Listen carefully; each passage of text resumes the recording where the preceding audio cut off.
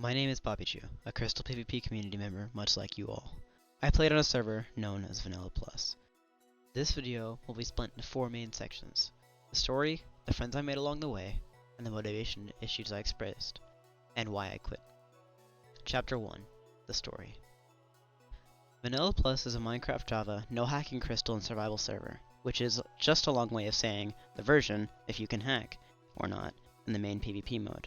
And survival because creative servers are weird. The main goal of Vanillaplus is really to become rich and well known to the community. That's it. That's all I saw in it, and I had a hell of a time.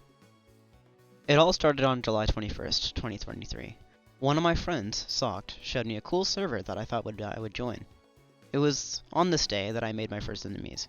It turns out that if you kill someone who has no armor with a stone sword, they get slightly mad. Also, I killed Sock because I thought it was funny. On October 10th, when I had reached 200 star in Hypixel Bed Wars like a non, I did it with my friend Zakwar, my guild leader at the time, Aztecs, and some random guy whose name I can't remember. I had lost all motivation for Hypixel Bed Wars, and I ended up playing Skyblock for about a month in Hypixel, before Primaries switching 1.9+. However, I did not actually start playing Vanillaplus until October 22nd, where I had my first screenshot of my very limited wealth. On November 22nd, after playing off and on for about a month, maybe like 2 hours over the entire month before then, I finally decided to actually start playing the server, as I had just gotten bored of the previous one. Still broke as hell, I was with my teammate, iShowDrip, and his base.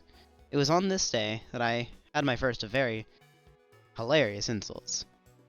Over the next few days, iShowDrip's teammates destroyed his base and disbanded his team.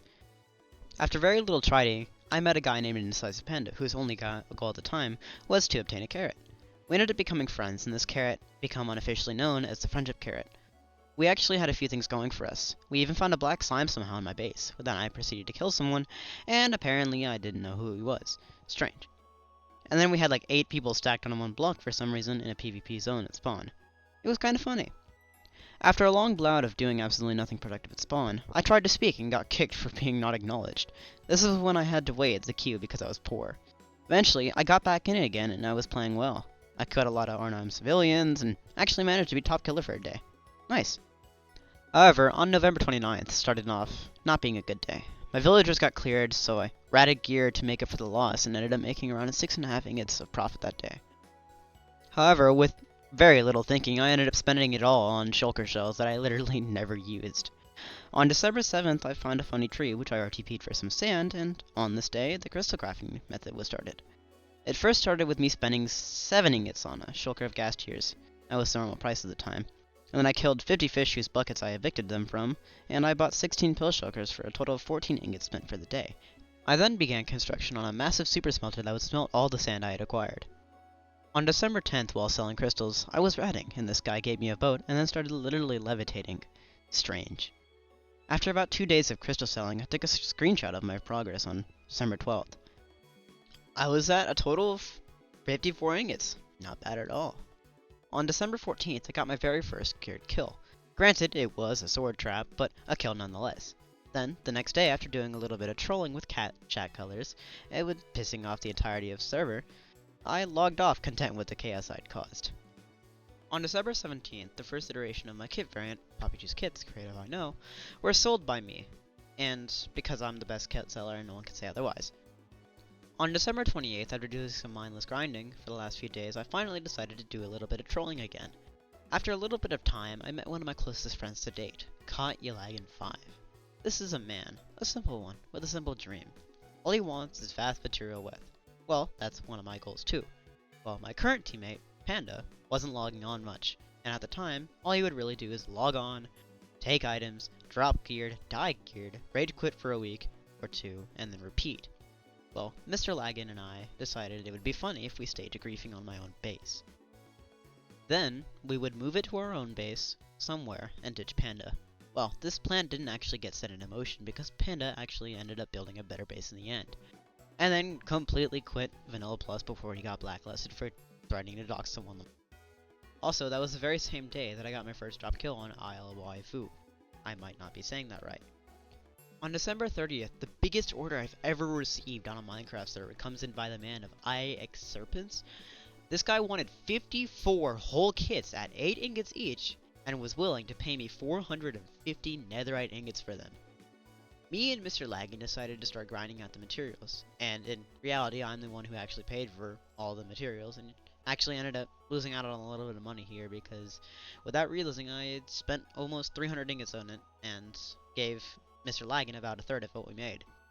I ended up with a total loss of around 13 ingots, but that's actually not bad, considering it would have been a little bit under 100 ingots profit if I hadn't done that. On December 31st at 11 PM, yes I know, we had acquired all of the kits needed. However, I messaged him on Discord and he said he couldn't pay because his teammates didn't make him enough ingots. In the last minutes of 2023, I reflected on absolutely nothing as the new year, new me spiel didn't really do much to me, but I took a screenshot anyway. On December 2nd, finally finished selling all. On January 2nd, I finally finished selling all the kits I had. Ended up with around 150 ingots to my name, plus whatever I had, which is like 200 something at that point. Pretty damn good. January 8th was most likely the second funniest day of my life. I killed ProHype, which is a helper, while having villager leggings and a chest plate on while he was fully geared. It was hilarious. Also, his teammates said that ProHype didn't want to be posted because it's 2 months later and I don't care anymore. I quit. On January 13th, I went on a base raid travel and found a lot of things. A total of 4 gas farms, full gold farms, and all while flying between January 13th and 17th. On January 23rd, the raid farm actually worked flawlessly, although it was found a little bit later. I ended up scrapping it for materials before they griefed it, and it did come at the cost of some totem shulkers. I rebuilt the farm a few weeks later, before a massive patch hit that completely destroyed them. January 26th, the deterioration begins. I start the day off while buying materials to make another 27 kits for my premium branding stamped onto them. Like, look at that! That's so good, right? Also, this guy tried to scam me out of a shulker box of maxed netherite helmets, but failed because I have a superior shulker box mod. On January 27th, I had officially sold 17 kits, and I was chilling with around 400 ingots in my wallet. On February 3rd, me and Mr. Laggingman started and I finished a villager trading hall that has the functionality of someone who had just built a model toy plane, and it hits the ground and explodes. Also, the stack and raid farm gets raided today. Simply phenomenal. However, while I was in VC with the raiders, because they're idiots, one of them said that their base coords were around 1,000 blocks away. That's how I found it, they said. On February 4th, I ended up raiding the stash of the people who I had previously mentioned before, and I get a decent amount of empty shulker boxes out of it. I don't think I took a screenshot of it though. On February 11th, this was the third funniest day of my life. The admins implement a lag fix that completely destroys the second stack and raid farm that I had just finished building myself because the teammate I had gotten, he got grounded, and I started playing less and less and less. Also, I naked tapped decals, and yeah. On February 16th, I buy 3 weird Cupid's pickaxes, they're rare and I don't care, for 3 ingots, and I was hoping to sell them later for some profit. On the last few days of playing Vanillaplus from February 16th to the 25th, the only thing I've really done is drop geared and get kills, then die. Chapter 2. Being grateful for all my friends and my enemies. Those are 2. So this is a special thanks section of the video, so I'm just going to put a timestamp at the top, and you can skip to that if you don't want to listen to my rambling about my friends. I'll give you a couple seconds to think if you really want to stay. Okay, your time's up. I'd like to thank Zakwar for taking one of my legend tokens and leaving, Laggin for putting up with my BS for way too long, and Texie for helping Laggin put up with my BS. It's Real XO for being chill and riding with me for multiple months. Kodiak testing me and giving me low tier 3. I would not have gotten this much confidence without it. It's Terrell for being relatively chill with me and running with me whenever I'm dropped. I Show Drip for giving me some support at the start. Panda for a carrot. Socked for this footage and letting me train him. Hashtag Socked is the best high tier 3. NPC Luigi for putting up with my BS while his useless ass teammate tries to give me fused stuff. Speed Tot for trying to get scammed out of a $19 Fortnite card. Gear Zero for giving me motivation to keep going. HQKS, he played in a tournament with me a couple days ago. Me and Brief used to run the obby farm a lot. It's Chase, me and him were pretty chill. And Mysterio, if you make me lose another goddamn trident, I will fucking destroy you. I'd like to mention my enemies. Colin Speed, 819 or something. We're 13 and 8. 98762, I'm 4 and 2 with him. Wolgy Gaming, I'm 3 and 6. K1 Lex, I'm 18 and 3 because he's ass. Cupcake Box completely destroyed me. I'm 1 and 12 with him. Okay, so this is the part of the video that the trigger warning's for. This part talks about mild to moderate depression, motivation issues, a light touch on my family issues and personal issues that I will not go in very much detail in, and a fear of failure. So, if you're sensitive to these topics, click off the video and have a good rest of your day. You have been warned.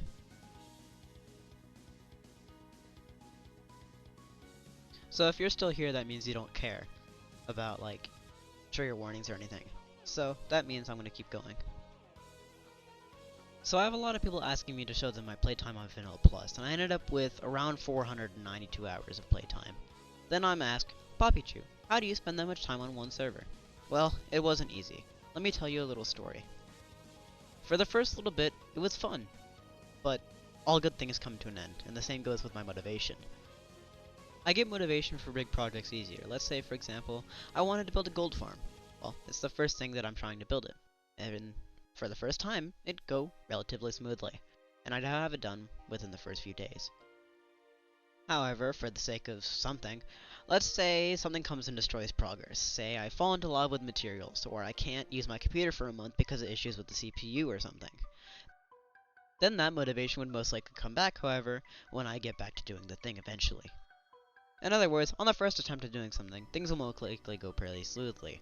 In retrospect, I have been set back time and time again with what I do. From the stacking raid farm in V+, for example, I had to build that thing 3 different times. 2 because I placed it in the wrong chunk coordinate with 2 different designs of farm, and 1 because I got shit on by an admin. My motivation is in direct correlation with how I play, how much I play, and what I do that day. And it varies from day to day, hour by hour, and minute by minute. If you're friends with me on a personal level, you are aware of how quickly my motivation can go from being really good to not being able to talk to people in seconds, which can affect any kind of relationship I'm in, whether it be friendship, business related, school related, or any personal relationships like having a girlfriend. What is another factor in my motivation is PvP and how badly I get beat. For example, if I were to lose to a high tier 3 and it's close, I'm proud of myself. But if I were to get naked D-tabbed by a high tier 5, I would stop playing for the rest of the day. Which brings me to my next point. Why I am quitting Vanillaplus. I'm quitting Vanillaplus for 3 main reasons. Lack of motivation, which I just explained, lack of new things to do, which is self-explanatory, and lack of a stable mental state to continue making and maintaining relationships on the server. I felt like I was not good enough, and that I was only being used, and I decided to separate myself from the problem. I think I made a decent decision with this, and goodbye, Vanillaplus.